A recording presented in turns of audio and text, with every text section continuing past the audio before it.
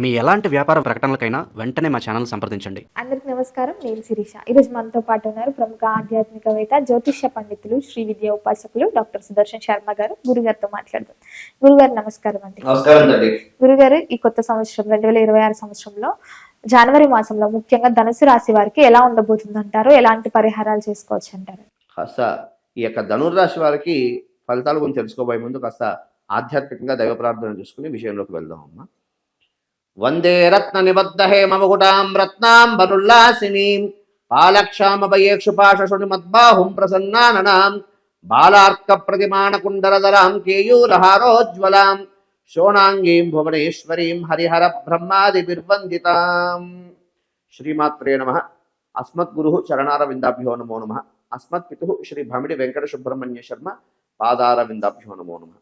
ప్రధానంగా ఈ ధనుర్రాశి వారికి ఏ నక్షత్రం జాతకులు ఈ ధనుర్రాశి వారిలోకి వస్తారు అనే విషయంగా కాస్త తెలుసుకుందామమ్మా. అంటే ఈ రాశి ఫలితాలు చెప్పుకోబోయే ముందు ఏ నక్షత్ర జాతకులు వాళ్ళు ఈ ధనుర్రాశిలోకి వస్తారు అంటే ప్రధానంగా తీసుకుంటే మూలా నక్షత్రం 1, 2, 3, 4 పాదాలు, పూర్వాషాఢ నక్షత్రం 1, 2, 3, 4 పాదాలు, అదేవిధంగా ఉత్తరా నక్షత్రం 1వ పాదం వారు ఈ ధనుర్రాశిలోకి వస్తారమ్మా.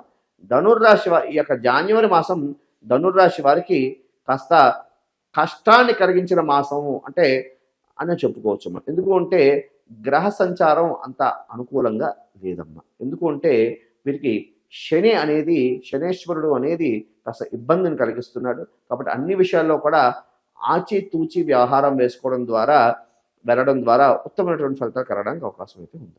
గురుగారు, మరి ముఖ్యంగా ఈ ధనుసు రాశిలో ఉన్న విద్యార్థులకి ఎలా ఉంటుందంటారు? ప్రధానంగా ఈ ధనుర్రాశిలో ఉన్నటువంటి విద్యార్థులు కూడా కాస్త శ్రద్ధగా చదివే కాలము, కాస్త కష్టకాలం అని కూడా చెప్పుకోవచ్చు. ఎందుకు అంటే వారు చదివింది జ్ఞాపక శక్తి చదువుతారు కానీ చదివింది జ్ఞాపక శక్తి లేకపోవడము, అదేవిధంగా పరీక్షా కాలంలో పరీక్షలు రాసే టైంకి చదివింది గుర్తుకు రాకపోవడము, ఇటువంటి ఫలితాలు కలగడానికి అవకాశం అయితే ఉన్నది. కాబట్టి ఈ యొక్క విద్యార్థులు ఎవరున్నారో, ధనుర్రాశిలో విద్యార్థులు ఎవరున్నారో వారందరూ కూడా కాస్త ప్రాతకాలమే నిద్ర లేచి బ్రాహ్మీ ముహూర్తాలను చదవడం, అదేవిధంగా కాస్త చదివిన దానికన్నా ఇంకా ఎక్కువ శాతం కాన్సన్ట్రేషన్ పెట్టి చదవడం ద్వారా ఉత్తమమైనటువంటి ఫలితాలు కలగడానికి అవకాశం అయితే ఉంది. గురుగారు, ముఖ్యంగా ఉద్యోగ వ్యవస్థలో ఉన్న వారికి ఎలా ఉంటుందంటారు? ఉద్యోగంలో ఏదైనా మార్పు చేయాలనుకుంటే ఈ మాసం అనుకూలంగా ఉందంట. ఈ యొక్క ఉద్యోగ నిమిత్తార్థం ప్రయత్నం చేస్తున్న వాళ్ళు అంటే పురోగమవృద్ధి అంటే దీనికన్నా ఇంకా ఉత్తమమైనగా ఉద్యోగ విషయంలో కాస్త ప్రయత్నం చేస్తున్న వాళ్ళకి అంతగా అనుకూలం లేదు అని చెప్పుకోవాలమ్మా. అదేవిధంగా ఈ యొక్క ధనుర్రాశి వారికి స్థానచలన సూచన అయితే కనిపిస్తున్నది. అదేవిధంగా కాస్త అధికారులతో మాట పట్టింపులు, అదేవిధంగా అధికారులతో కాస్త ఆగ్రహానికి లోనయ్యే సూచనలు కనిపిస్తున్నాయమ్మా. అధికారులతో ఇబ్బందులు కలిగే సూచనలు కనిపిస్తున్నాయి. కాబట్టి ఈ యొక్క ధనుర్రాశి వారు కాస్త ఆధ్యాత్మికంగా దైవనామ స్మరణ చేసుకుంటూ ఉద్యోగం చేయడం ద్వారా ఉత్తమమైనటువంటి ఫలితాలు కలగడానికి అవకాశం అయితే ఉంది.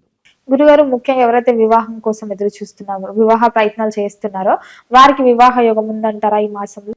ప్రధానంగా ధనుర్రాశి వారికి గ్రహ సంచారం అంత అనుకూలంగా లేదు. ఎందుకు అంటే అర్ధాష్టమ శని సంచారం ద్వారా అంతగా ప్రథమంలో బాగా విఘ్నాలు కలుగుతాయమ్మా. ఎందుకంటే వివాహ విషయంలో ప్రథమంలో విఘ్నాలు కలిగి అంతిమంలో విజయం సాధించడానికి అవకాశం ఉంది. అయితే కాస్త నిరుత్సాహం పడకుండా కాస్త ధైర్యంగా అడుగు వేయడం ద్వారా ఉత్తమమైనటువంటి ఫలితాలు కలగడానికి అవకాశం ఉంది. గురుగారు, ముఖ్యంగా ఎవరికైతే వివాహం జరిగి సంతానం లేకుండా బాధపడుతున్నామని చాలా మంది ఉన్నారు. సో ముఖ్యంగా ఈ ధనురాశిలో ఉన్న వారికి ఈ మాసంలో అనుకూలంగా ఉందంటారా సంతాన యోగం? ప్రధానంగా తీసుకుంటే ఈ యొక్క ధనుర్రాశి వారు ఎవరెవరు ఉన్నారో వారికి సంతాన ప్రయత్నం చేస్తున్న వారికి కాస్త అనుకూలమైనటువంటి గ్రహస్థితి సూచిస్తున్నారమ్మా. ఎందుకు అంటే కాస్త ద్వితీయ స్థానంలో పంచగ్రహ 4 గ్రహాలు 5 గ్రహాలు సంచారం ద్వారా శుక్రుడు కూడా మకర రాశిలో సంచారం అంటే ధనుర్రాశి లగాయత్తు 2వ స్థానంలో మకర రాశి అవుతుంది. ఆ యొక్క రాశిలో ఈ యొక్క శుక్రుడి సంచారం ద్వారా సంతాన నిమిత్తార్థం ఎవరు ప్రయత్నం చేస్తున్నారో వాళ్ళకి అనుకూలమైనటువంటి కాలంగా చెప్పుకుంటారు. గురుగారు, ముఖ్యంగా కళాకారులకి, సినీ రంగంలో ఉన్న వారికి ఎలా ఉండబోతుంది? కళాకారులకి, సినీ రంగంలో ఉన్న వాళ్ళకి ఉత్తమమైనటువంటి ఫలితాలు కలగడానికి అవకాశం ఉందమ్మా. వీరు ఆర్థికంగా బలోపేతం అవ్వడానికి అద్భుతమైనటువంటి మాసంగా ఈ సినీ రంగంలో ఉన్న వాళ్ళకి అదేవిధంగా కళాకారులకి అద్భుతమైనటువంటి మాసంగా చెప్పుకోవచ్చు. రాజకీయ రంగంలో ఉన్న వారికి ఎలా ఉండబోతుంది? రాజకీయ సంబంధమైనటువంటి వ్యవహారాల్లో ఉన్న వాళ్ళకి మాత్రం కాస్త ఇబ్బందికరంగా గ్రహస్థితి సూచిస్తున్నదమ్మా. ఎందుకంటే మీడియా సమావేశాల్లో అనుకోండి, అదేవిధంగా సభల్లో అనుకోండి, కాస్త మాట జారడం ద్వారా ఇబ్బందులు కలగడానికి అవకాశం అయితే ఉన్నది. కాబట్టి మాట్లాడేటప్పుడు 1-2 సార్లు ఆచితూచి మాట్లాడడం వల్ల ఈ రాజకీయ రంగంలో ఉన్న వారికి ఉత్తమమైనటువంటి ఫలితాలు కలగడానికి గ్రహ సంచారం సూచిస్తున్నది. గురుగారు, ఈ మధ్య కాలంలో చాలా మంది విదేశాలకు వెళ్ళాలని అనుకుంటున్నారు. సో ఈ ధనుసు రాశిలో ఉన్న వారికి విదేశ యోగం ఉందంటారా? ప్రస్తుత కాలంతో అనుకూలంగా లేదు. అలాగే గృహయోగం ఉందంటారా? మరి ఆ గృహయోగం ప్రథమంలో విఘ్నాలు కలిగినప్పటికీ ద్వితీయార్థంలో గృహం అనేది సిద్ధించడానికి అవకాశం అయితే ఉంది. ఆర్థిక పరంగా, ఆరోగ్య పరంగా ఎలా ఉంటుందంటారు? ఆర్థిక పరంగా కాస్త ధనం వచ్చినప్పటికీ కూడా ఖర్చులు ఎక్కువ అవడం ద్వారా ఇబ్బంది కలిగే సూచన గ్రహ సంచారం సూచిస్తున్నది. అదేవిధంగా ఆరోగ్య విషయంలో కాస్త దీర్ఘకాలికంగా ఎవరెవరు అనారోగ్యం బాధపడుతున్నారో వాళ్ళు కాస్త జాగ్రత్తలు తీసుకోవడానికి అవకాశం గ్రహ సంచారం సూచిస్తున్నది. అదేవిధంగా ప్రధానంగా తీసుకుంటే ఈ వాతావరణ సంబంధమైనటువంటి అనారోగ్యాలు, అంటే ఉదాహరణకి జలుబు, దగ్గు ఇలాగనుకోండి, వీటికి సంబంధించినటువంటి అనారోగ్యాలు కలగడానికి అవకాశం ఉంది. కానీ ప్రధానంగా తీసుకుంటే వైద్య సలహాలు, వైద్యుడి సంప్రదింపులు, వైద్యుడి సలహాలు తీసుకోవడం ద్వారా ఈ యొక్క ఆరోగ్య సంబంధమైనటువంటి దీని నుండి ఉపశమనం కలగడానికి అవకాశం చూపిస్తుంది. దూర ప్రయాణాలు చేయొచ్చు అంటారా? దూర ప్రయాణాలు అంత అనుకూలంగా లేవమ్మా. దాని ద్వారా ఇబ్బందులు కలిగే గ్రహస్థితి సూచిస్తుంది. ఈ ధనుసు రాశిలో ఉన్న వారికి ఈ మాసంలో అనుకూలంగా ఉంటుందంటారా? అంటే వారి పైన వీళ్ళది పై చేయి ఉంటుందంటారా? ప్రధానంగా ఈ వ్యవహారాల్లో అనుకూలంగానే ఉందమ్మా. ఎందుకు అంటే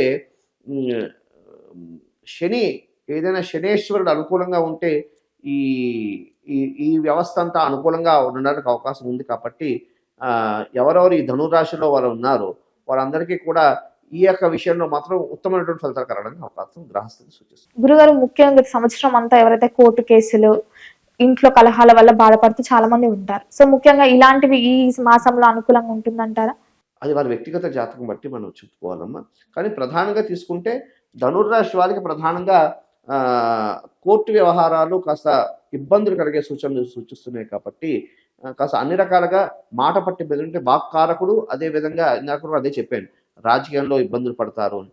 వాక్కు కాస్త అన్నింటినీ మాటని అధిగమించుకోవడం ద్వారా ఉత్తమమైనటువంటి ఫలితాలు కలగడానికి అవకాశం అయితే గ్రహస్థితి సంచారం. గురుగారు, మరి ఈ మాసం అంతా ఇంకా బాగుండాలంటే వీళ్ళు ఏ దైవాన్ని పూజించమంటారు? ఎలాంటి పరిహారాలు చేసుకోవచ్చు అంటారు? ప్రధానంగా ఈ యొక్క ధనుర్రాశి వారు గోసేవ చేసుకోవడం ద్వారా ఉత్తమమైనటువంటి ఫలితాలు కలగడానికి అవకాశం ఉంది.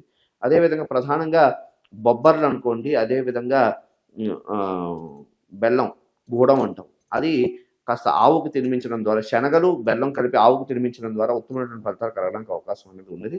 అదేవిధంగా వీరు శాక్తేయ సంబంధమైనటువంటి దేవాలయం, అంటే శక్తి సంబంధమైనటువంటి దేవాలయాలను వెళ్ళి ఆ యొక్క దేవతని విశేషంగా ఆరాధన చేయడం, అదేవిధంగా అక్కడ దాన ధర్మాలు చేయడం ద్వారా ఉత్తమమైనటువంటి ఫలితాలు కలగడానికి అవకాశం ఉన్నది. ప్రధానంగా తీసుకుంటే ఈ యొక్క ధనుర్రాశి వారు ప్రధానంగా కందులు, అదేవిధంగా బొబ్బర్లు బ్రాహ్మణుడికి దానం చేయడం ద్వారా ఉత్తమమైనటువంటి ఫలితాలు కలగడానికి అవకాశం సూచిస్తుంది.